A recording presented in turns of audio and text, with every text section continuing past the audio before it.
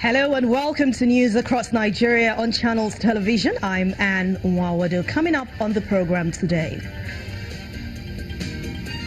Bomb explosion kills 1, injures 4 in Maiduguri, the Borno state capital.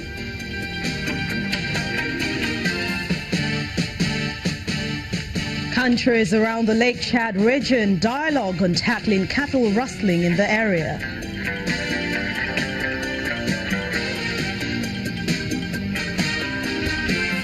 And communities in Enugu State get the much-needed road infrastructure.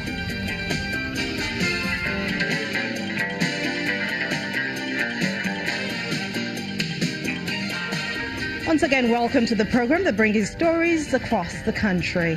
2 persons have been killed and 4 others injured after a suicide bomber detonated an explosive improvised device strapped to his body inside a shop in Maiduguri, the Borno state capital. The bomber and 1 other person died in that explosion, while 2 soldiers and 2 civilian JTF members who were injured are now receiving treatment. The incident, which occurred this morning, was confirmed by a spokesman of the Borno State Police Command, who says the police have deployed men of the Explosive Ordnance Department to that area.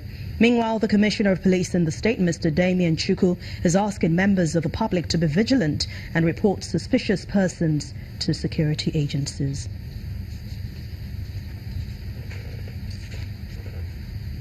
The Minister of Power, Works and Housing, Mr. Babatunde Fashola, has offered an assurance that temporary repair measures are being taken on the collapsed Mowo Junction Bridge along Mokwa-Jeba Road in Niger State, and it will be completed within 72 hours. Mr. Fashola, who spoke to journalists in Kaduna State, attributed the collapse of the bridge to forces of nature and climate change. The Minister explained that a team of engineers from the ministry and other relevant agencies have already been deployed to implement alternative measures around the collapsed bridge for motorists to stop using the road within 72 hours.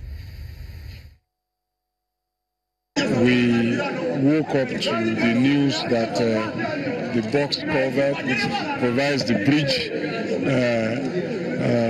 across the waterway there, had collapsed about 18 kilometers into Mokwa town. These are some of the hazards that come with weather changes. All over the world we see them.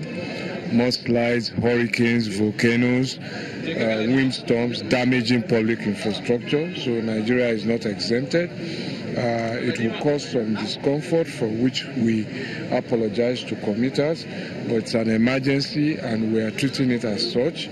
We are responding. A year to today is 10th of June. It was exactly around, I think, 10th of June last year that the Tatabu Bridge also collapsed as a result of rising water levels and heavy rainfalls. And we responded. We have fixed and reconstructed a new bridge, bigger and better than the box culvert that was there. So we will do the same thing for what has happened in Mokwa. We have gained some experience from our contractors to our staff, so we know what to do. The Southern and Middle Belt Leaders Forum have criticized the call for the suspension of the anti-open grazing law by states operating the law, saying the call by the Minister of Defense is an invitation to chaos and anarchy. Addressing a news conference in Abuja, the spokesman of the group and the chairman of the Pan-Niger Delta Forum, retired Air Commodore Kanga Edongasit, insists that the federal government lacks the powers to ask states to void laws validly made by federating units. The group is therefore asking President Muhammadu Buhari to ensure the arrest and prosecution of killer herdsmen in order to reduce the growing tension between farmers and herdsmen in the country. In one of the loudest encouragements given to killer Fulani herdsmen, yet again in Abuja last Tuesday, after a meeting with President Muhammadu Buhari, with the National Security Advisor, Babagana Mangunu, Chief of Defense Staff, Abayomi Shakim, and some defense chiefs, the Minister of Defense, Mansour Danali, called for suspension of anti-grazing law in states where it has been passed and operational in some states. saying the suspension of the law would reduce the tension in states where herders clash with farmers. According to a statement raised by Colonel Tuko Guzo, his spokesman, Mansudan Ali maintained that the suspension of the law would further help in negotiating a safe route for herdsmen and their livestock.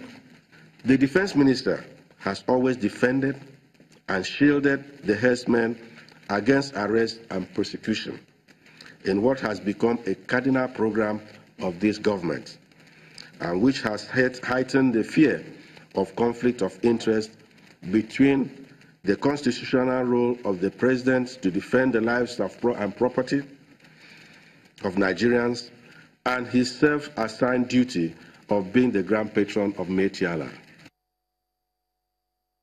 Staying with security matters in the northern region of the country, the Nigerian Security and Civil Defense Corps has read the Riot Act to operators of illegal security outfits in the country, as the Corps already vows to prosecute security outfits operating without valid license. The commandant of the Corps in Adamawa State, Mr. Aliyu Musa, who led the personnel of the command on a patrol to the state capital, explains that some unlicensed private security companies are aiding illegal activities. Officials of the Nigerian Civil Defense Corps, Adamawa State Command, on patrol in Karawa area of the state. They arrived at the office of Dynamo Security and Consultancy Company, a private security firm alleged to be involved in illegal activities. The NSCDC officers locked up the premises and sealed the office. The commandant of the NSCDC Adamawa State Command explains that the action is part of a plan to clamp down on unlicensed private security outfits in the state. He said so far, 4 security companies across the state have been sealed for various offences in the last few months. At the Adamawa State Command of NSCDC, we have been moving out on patrol to ensure and to fish out private companies that are operating illegally without valid license. And that is exactly what we have witnessed today. We go out on patrol and to ensure that companies that are not legally licensed by NSCDC is sealed up. And that is exactly what we have done today. We discovered that the company, that is Dynamo Consulting Firm, has recruited criminals into its company, and her operation is deemed illegal. He appeals to other security outfits to ensure that they obtain the valid licenses to enable them operate as a legal entity. I want to use this opportunity to appeal to prospective directors of